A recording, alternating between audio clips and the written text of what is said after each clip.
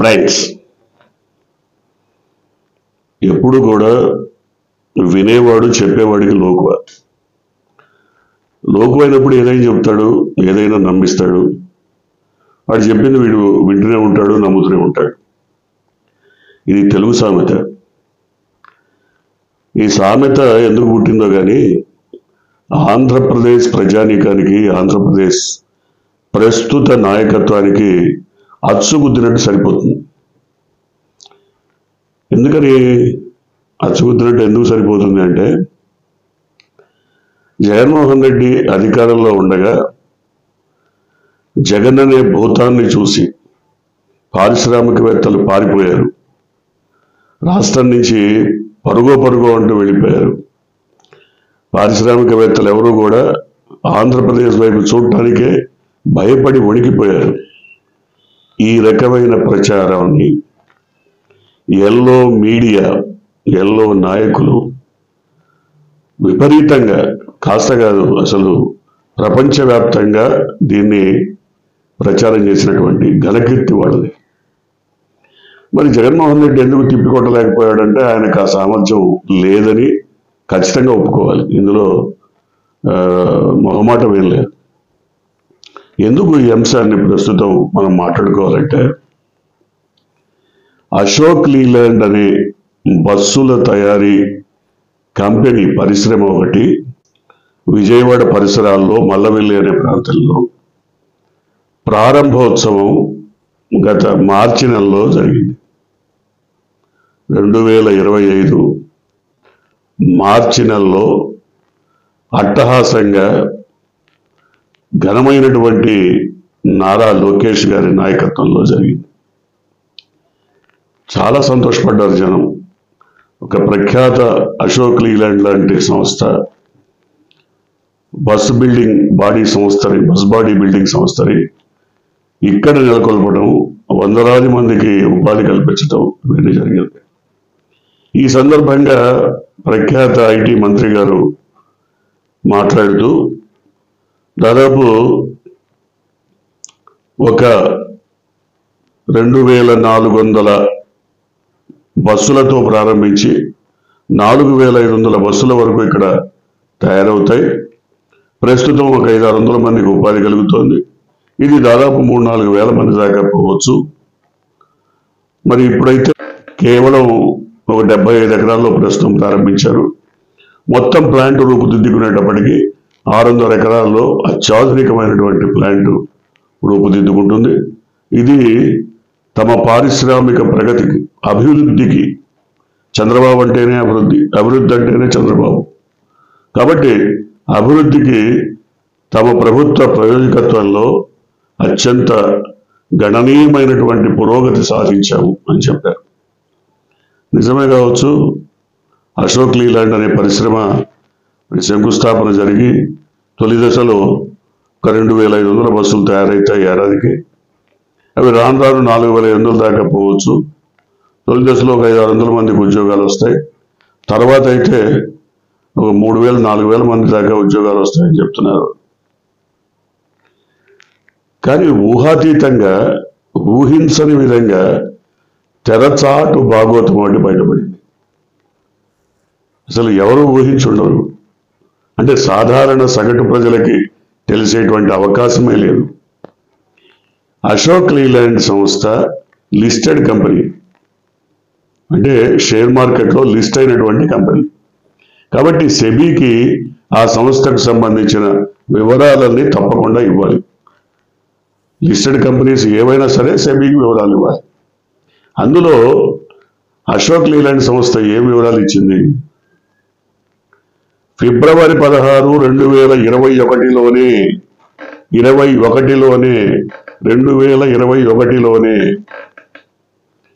ఫిబ్రవరి నెలలోనే అశోక్ లీలాండ్ సంస్థ మల్లవెల్లి దగ్గర ప్రారంభమైంది, ఉత్పత్తి ప్రారంభించింది. ఇది సెబీకి ఇచ్చినటువంటి వివరాలు. అదేంటి, ఎప్పుడో 2021లో ప్రారంభమైనటువంటి సంస్థని మళ్ళీ ప్రారంభించడం ఏంటి? ఇదంతా మా ప్రగతే. ది గ్రేట్ విజనరీ చంద్రబాబును చూసి మళ్ళీ పరిగెత్తుకుంటూ వస్తున్నారు పారిశ్రామికవేత్తలని చెప్పటం ఏంటి? వచ్చిన వాళ్ళు వచ్చినట్టు ఈ విధంగా పరిశ్రమలు ప్రారంభిస్తున్నారంటాం ఏంటి? దానికి మళ్ళీ ప్రారంభోత్సవం ఏంటి? సరే, అమరావతి కంటే మీ ఇష్టం, మీరు ఎన్నిసార్లు పునఃప్రారంభోత్సవాలు చేసుకోవచ్చు, ఒక 100 కోట్లు ఖర్చు పెట్టుకోవచ్చు, మీ ఇష్టం. కానీ ఇట్లాంటివి పెట్టినప్పుడు మీరు ఆ సంస్థ పేరు చేయాల్సి ఉంటుంది. దాదాపుగా ఓ 25 కోట్లు, 30 కోట్లు, 50 కోట్లు వాళ్ళ శక్తి అనుసారం వాళ్ళు ఖర్చు చేయాలి. మరి ఇప్పుడు మళ్ళీ ఎందుకు ప్రారంభోత్సవం? అంటే ది గ్రేట్ స్టాన్ఫోర్డ్ యూనివర్సిటీ మేధావి కాబట్టి, ఆయన సకల కళా వల్లభుడు కాబట్టి ఇంత చక్కటి కార్యక్రమాన్ని రూపొందించి ఇన్ని విషయాలను రాకొచ్చారు, ప్రజల ముందు తెలియపరిచారు. ప్రజలు నిజమే అనుకుని నమ్మారు. కానీ ఈ సెబీకి దాఖలు చేసినటువంటి పత్రం ఎవడికి తెలుస్తుంది? ఎవరికని తెలుసా? ఎవరికి తెలియదు, తెలిసే అవకాశమే లేదు. ఎవడో ఈ సెబీలో ఈ లిస్టెడ్ కంపెనీస్ ఏమేమి ఉన్నాయి, వాటిల్లో ఏదైనా షేర్ మార్కెట్లో పెట్టాలా, ఇంకేదైనా చేయాలా అని వెతికేవాడు ఎవరికైనా చూస్తే తెలవచ్చు. అంతే తప్పితే ఎవరికి తెలిసే అవకాశం లేదు. తీరా ఈ దొంగతనం బయటపడిపోయింది. దీని తర్వాత ఇప్పుడు అనుమానాలు ఏంటి? ఈ విషయం తెలిసిన తర్వాత రేపొద్దున ఒకవేళ నాగార్జున సాగర్కి, శ్రీశైలం ప్రాజెక్టుకి, లేకపోతే ఇంకా మిగతా ప్రాజెక్టులన్నిటికీ కూడా మళ్ళీ రిబ్బన్ కటింగ్లు ప్రారంభమవుతాయా? ఏమో జరగచ్చు. ఎందుకంటే పోలవరం ఎట్లాగో పూర్తి కాదు. కానీ ఈ లోపు ఎందుకైనా మంచిది, అభివృద్ధి చేశారు, అభివృద్ధి మంత్రం మంది కాబట్టి ఏం అభివృద్ధి జరిగింది అని చెప్పుకోవాలి. కాబట్టి గతంలో చేసినవన్నిటినీ మరోసారి రిబ్బన్ కట్లు చేసేస్తే సరిపోతుంది. గన్నవరం విమానాశ్రయానికి, శ్రీశైలం ప్రాజెక్టుకి, నాగార్జున సాగర్కి, వైజాగ్ విమానాశ్రయానికి అన్నిటికీ రిబ్బన్ కట్లు చేస్తే ఎంత చక్కగా ఉంటుంది, అత్యద్భుతం కదా. సో ఎందుకు, మాదేదో తెలుగు సినిమాలో ఒక కామెడీ యాక్టర్ చెప్తాడు, గల్లీలో చెల్లి పెళ్లి జరగాలి మళ్ళీ మళ్ళీ అని. ఇది అట్టగా ఉంది చూస్తే. ఇన్నిసార్లు ప్రారంభోత్సవాలు ఏంటి, ఇన్నిసార్లు వీటికి రిబ్బన్ కట్లు చేయటం ఏంటి, ఎవడో చేసిన వాటిని మేం చేశామని చెప్పుకోవటం ఏంటి? ఇప్పుడే కాదు, 1995 నుంచి 2004 వరకు జరిగినటువంటి కార్యక్రమాలన్నీ మీరు చూస్తే ఇదే రకమైన పరిస్థితి. ఉదాహరణకి ఐటీకి రాష్ట్రంలో నేనే అర్జునుడిని, ఐటీ నేనే తీసుకొచ్చా, టెలిఫోన్ నేనే కనిపెట్టా, కంప్యూటర్ నేనే. సరే బాబు, మంచిది, నువ్వే తీసుకొచ్చావు. కానీ అక్కడ నేదురుమల్లి జనార్దన్ రెడ్డి శంకుస్థాపన చేసి ఆ పనులను ప్రారంభించాడు, టెండర్స్ పిలిచాడు కదా. మరి అసలు ఆ పేరే ఎత్తవుగా అన్నాడు, ఆ ఊసే అన్నాడు, పలకడు, ఎత్తడు. నేనే చేశా. అదొకటే కాదు, హైదరాబాద్లో ఎయిర్పోర్ట్ నేనే కట్టా. ఎవరండి రాజీవ్ గాంధీ ఎయిర్పోర్ట్ని కట్టింది? చంద్రబాబు నాయుడా? అసలు వినేవాళ్ళు ఉంటే ఏం చెప్పడానికైనా, ఏం చెప్పి జనాన్ని నమ్మించడానికైనా ఈ ఎల్లో బ్యాచ్ ఉందే, ఎక్సలెంట్ ప్రచారకర్తలు వీళ్ళు. వీళ్ళకు ఉన్నటువంటి టాలెంట్ అసామాన్యమైనటువంటి టాలెంట్. ఏదైనా చెప్తారు. బిల్ క్లింటన్ పొగిడాడు, వాళ్ళేదో చెప్తారు, బిల్ క్లింటన్ అసలు అసాధారణమైనటువంటి ప్రగతి సాధించాడు. బిల్ క్లింటన్ ఎవడండి? ఇక్కడ ప్రజానీకం కదా చెప్పాల్సింది. అయితే అక్కడ ఎవరో ట్రంప్ చెప్తాడా ఆంధ్రప్రదేశ్లో ఏం జరుగుతున్నది, బాధలు పడుతున్నది ఏంటి, చస్తున్నది ఏంటి, మంచి ఏంటి, చెడేంటి, ఇక్కడ ప్రజానీకం కదా చెప్పాల్సింది. ట్రంప్ చెప్పాడు, బిల్ క్లింటన్ చెప్పాడు, ఇంకెవడో తొక్కగాడు చెప్పాడు. వాళ్ళకి ఏం తెలుసు? వాడు 10 ఏళ్ళు ఇక్కడ ఉంటే తెలుస్తుంది మంచి చెడు. మన రాష్ట్రంలో వాడు ఎవరు చెప్పడు ఇది గొప్ప భావన, ఇంత అద్భుతమైనటువంటిది అని. ఓన్లీ ఎల్లో మీడియా భజన. దాంట్లో కూడా నిలయ విద్వాంసులు కూర్చొని ప్రతిరోజు వాయిద్య బృందాలతో అత్యద్భుతంగా భజన. ఇప్పుడు చూసిన తర్వాత Ashok Leyland bus building factory ఎప్పుడు ప్రారంభమైంది? 2021లో. ఉత్పత్తి ఎప్పుడు ప్రారంభించింది? 2021లో. అప్పుడు అధికారంలో ఉన్నది ఎవరు?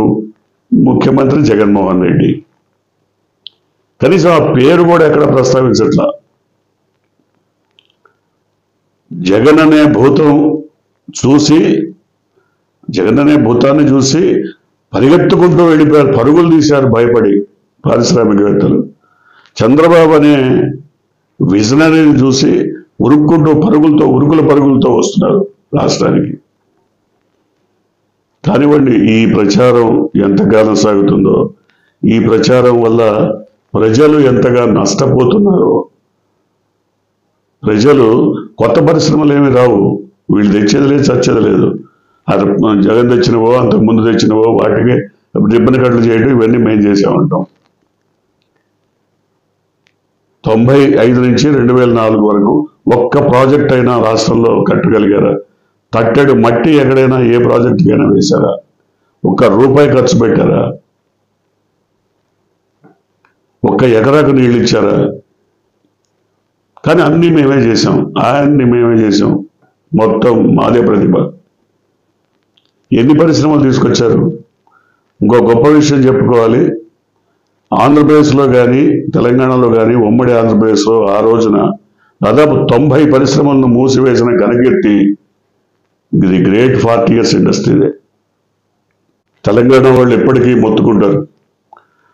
ఆ రోజుల్లోనే దాదాపు ఒక్కొక్క ఫ్యాక్టరీలో 2000-3000 మంది పనిచేసేటువంటి ఫ్యాక్టరీలని మూత వేసినటువంటి ఘనకీర్తి ది గ్రేట్ 40 years ఇండస్ట్రీది.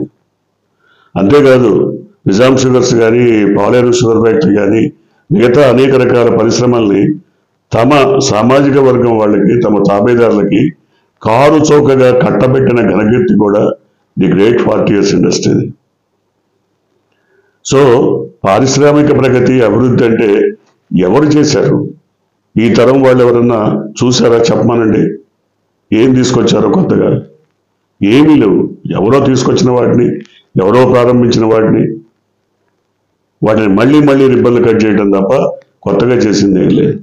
చూద్దాం, ఇప్పటికైనా ప్రజలు నిజమేంటో గుర్తిస్తే అంతకంటే కావాల్సిందేం లేదు. మీరు కొత్తగా కనుక ఈ ఛానల్ని చూస్తున్నట్టయితే, మీరు ఇప్పటివరకు మన ఛానల్ని సబ్స్క్రైబ్ చేసుకున్నట్టయితే వెంటనే ఛానల్ని సబ్స్క్రైబ్ చేయండి. వెంటనే వీడియోని లైక్ చేసి షేర్ చేయండి. బెల్ ఐకాన్ని